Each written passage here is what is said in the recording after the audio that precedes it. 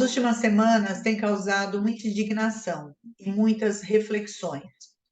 Do lugar de educadora, posso afirmar que esse olhar das relações humanas tem sido cada vez mais solicitadas. Como educador, sempre tivemos frente a frente os fenômenos de relacionamento. Um aluno, quando está numa sala de aula, ele se relaciona com ele mesmo, com as suas dificuldades, suas limitações, mas também os seus sonhos, seus desejos.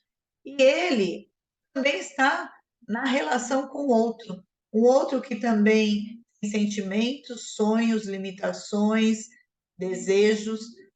Nessa relação com ele mesmo e nessa relação com o outro, muitas vezes os fenômenos eles não são tranquilos, há conflitos, mas um conflito que precisa ser administrado, que precisa ser cuidado, que precisa ter o seu espaço para ser revelado. A gente, nós, educadores, temos a missão delegada pela nossa profissão de ensinar, de formar. Temos conteúdos, temos matéria, temos assim conhecimento. E hoje muitos buscam na internet. E cada vez mais o nosso papel é mediar aquelas relações, mediar a captação das informações que vêm, mas que precisam de um processo de elaboração. Como é que eu administro aquilo que eu conheci, aquilo que eu fiquei frente a frente com a informação, mas que eu preciso de uma avaliação e de uma análise crítica, uma análise que vai além de um simples saber superficial, raso, mas que ele trabalha nessa subjetividade, nessa interrelação de muitos outros fatores. Como educadora, percebo que a sala de aula ela é cada vez mais desgastante, ela é cada vez mais exigente de um conhecimento que vai além do que a faculdade, do que a nossa formação acadêmica ela nos proporcionou. Precisamos a cada vez mais buscar conhecimento e conhecimentos em diferentes fontes para poder estar ali, naquela situação. Só que a sala de aula ela não é diferente de um mundo fora dela. Cada vez mais nós, cidadãos, precisamos também passar por esse processo de aprender a conhecer, a saber, analisar, a conviver. Conviver com a gente e conviver com o outro. Recentemente, num post onde uma instituição falava sobre a necessidade das escolas trabalharem as competências socioemocionais ou questões da cultura de paz, da linguagem não violenta. Eu li essa postagem e eu fiz um comentário que eu vou deixar aqui, igualzinho, copiar e colar, porque ele representa uma fala que não foi elaborada simplesmente pelo meu desejo, mas é uma fala vivenciada, percebida, não só vivenciada e percebida por mim, mas vivenciada e percebida pelos colegas, vários colegas de profissão. O que eu venho hoje dividir com vocês, primeiro é meu agradecimento pelo cuidado que eu estou recebendo. Várias pessoas preocupadas com a Natália, Natália educadora, Natália na sala de aula, Natália andando por esses ambientes que, infelizmente, hoje trazem cenários tão difíceis. Então, obrigada pelo carinho. Mas eu também quero deixar registrado aqui o quanto nós precisamos nos apropriar disso. O quanto nós, cidadãos, não é só o professor, não é só o profissional que lida com a educação, mas você, pai, você, mãe, você é responsável por uma criança, por um adolescente, você, empregador, empresário, responsável por colaboradores que têm família, que tem lá, né, a sua rede familiar, que faz parte. Então, como que nós estamos lidando com isso? A gente está olhando a nossa sociedade. O que que a gente está fazendo efetivamente com essa sociedade? Momentos antes da pandemia, acho que 2 ou 3 dias antes da pandemia, eu saía do meu trabalho, eu conversando com o universo, questionava: até quando vamos ficar cegos? Até quando vamos ignorar esses fenômenos que acontecem, conflitos, mas conflitos que geram dor, que geram sofrimento? Porque o conflito, ele pode gerar mudança positiva. Quando eu me inquieto com algo, quando eu olho para uma diversidade de pensamentos, de opiniões, e eu construo junto uma ação, pensando num bem comum, aquele conflito, ele foi mobilizador de saúde, saúde para uma relação. Não sei se quem me ouvir aqui vai concordar, mas assim, sei, veio do teatro. No teatro, uma cena, ela ter vida, para ela ter, né, para ela prender o espectador, pra ela ter um movimento, um jogo cênico, ela precisa do conflito, porque o conflito ele vai gerar respostas, mas respostas que têm coerência, adequação, que têm um sentido para aquele enredo. Que a gente está lidando com os nossos conflitos de uma forma que ele tenha um sentido para quem está nesse jogo, que somos nós, sociedade, e que a gente busca uma solução coerente para aquele enredo que é a nossa vida, mas não é a minha vida sozinha, é a minha vida com o outro. Que mundo é esse que a gente está construindo? Que conflitos são esses que estão acontecendo e que precisamos parar, olhar novamente, buscar soluções para um bem comum? Não é a solução para mim só, não é a solução só para você. Ignorar, eu não sei que palavra que eu posso escrever. Ignorar é a gente nos maltratar. Não é maltratar o outro. Eu não prejudico o outro quando eu ignoro uma situação que ela me atinge. Eu prejudico a mim, eu prejudico aqueles que eu amo. Como eu falei, minutos, né? Vou colocar minutos, mas foram dias antes da pandemia, eu questionava até quando vamos ignorar essas situações de conflito que precisam ser cuidadas, que precisam ser mobilizadoras de ações que levem à saúde das relações. Veio a pandemia, muita coisa. Eu costumo dizer que a pandemia ela desvelou, ou ela, né, levantou o tapete, a gente viu uma série de coisas. A pandemia, ela hoje já tem um controle maior. E não adianta falar que esses problemas eles são causas, ou minto, consequências da pandemia. Existe sim, existe consequências que não podemos ignorar, que vêm desse mundo pós-pandêmico.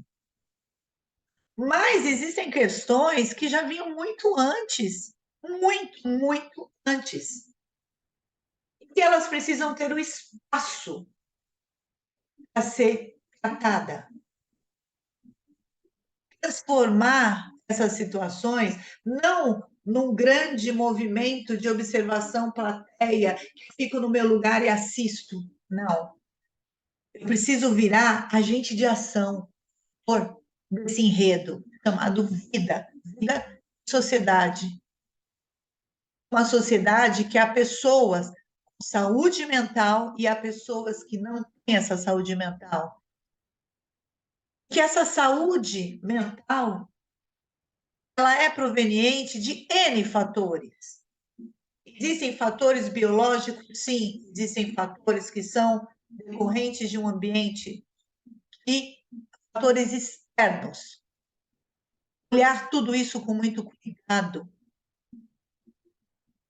mas um olhar ativo, em ação, em propostas. Não sei o quanto eu estou me fazendo ser compreendida aqui, ou o quanto eu estou conseguindo expressar, mas precisamos sim olhar para tudo isso e agir. Não dá mais para ficar no discurso, não dá mais para ignorar. Ouvi de um político agora, há pouco tempo, falando assim: quem fez isso não é um ser humano, é um ser humano. Pode não ser o ser humano que eu gostaria de conviver, pode ser o ser humano que eu não aprovo em atitudes e gestos, mas é um ser humano. E assim como ele, existem outros seres humanos. Como ser humano, como que eu vivo? Ou como eu busco condições para a convivência? Não precisa necessariamente ser uma convivência direta comigo, mas a existência desse ser humano, enxergar esse ser humano e saber que ele faz parte de uma sociedade, entender que nós estamos em rede. Eu posso não ser afetada de uma forma direta, mas num mundo, é um mundo em rede, não é uma rede aqui, não é uma rede de mídia, é uma rede social, de relações. A internet hoje, ela só mostra que sim, estamos em conexão. E cada vez mais ela fomenta essa rede em conexão.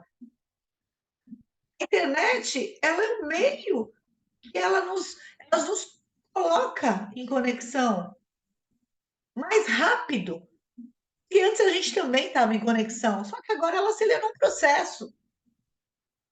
Então, como é que a gente vai lidar com isso? Como? Natália, na sala de aula, ou nos momentos, ou nos movimentos, ou nos lugares que eu passo, cujo locus é educação, seja ele no papel de professora, de consultora, de formadora, eu tento fazer. Eu tento levar propostas de ação, eu tento escutar o meu aluno, escutar o meu professor, escutar o gestor, escutar as famílias, mas não é só uma escuta de ouvir, é uma escuta de ouvir, elaborar algo. Não é uma elaboração solitária, é uma elaboração coletiva. Porque muitas vezes a escuta e a proposta ela acontece, mas não sou eu que estou ali, são outros protagonizando. Só que a protagonização daqueles vai interferir onde quer que eu esteja, porque lembra, estamos em rede. Como nós estamos escutando? Quando a gente, no nosso trabalho, seja ele qual for, Natália, do lugar de consultora nas empresas, que hoje eu vou menos, mas eu vou. Como é que a gente fomenta esses movimentos de escuta, de ação? Pensando nisso, no bem, num bem que é comum, numa sociedade em rede. Recentemente, estou buscando o meu papel de psicóloga. Sou psicodramatista e quem me conhece sabe há quanto tempo eu desenvolvo esse papel de psicodramatista. Sou supervisora, sou professora de psicodrama. Trago experiências e conhecimento, me habilito a trabalhar as relações humanas, me habilita e me dão suporte para estar nos lugares que estou. Mas, em muitos momentos, a psicóloga que eu estou buscando formar, ela se faz necessário. É neste lugar também que quero, quando me formar, eu contribuir para essa sociedade que eu faço parte, contribuir com essas pessoas que, direta ou indiretamente, fazem parte da minha vida.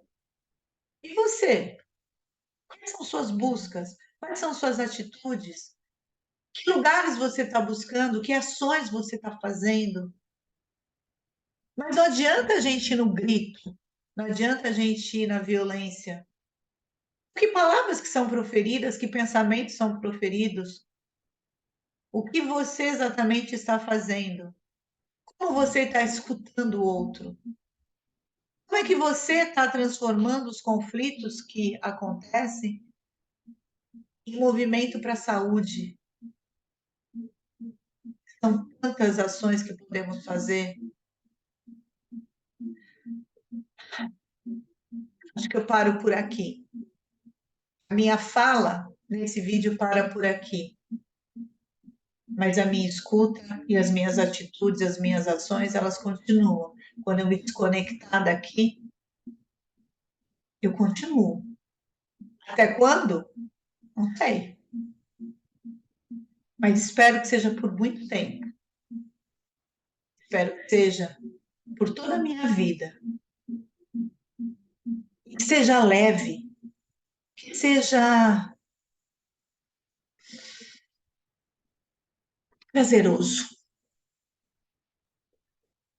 As ações sejam prazerosas no sentido não que não haja dor, não haja tristeza, mas que se elas venham, que elas possam ser transformadas em ações que façam sentido a mim e ao outro. Obrigada pelo carinho, obrigada pela escuta até aqui.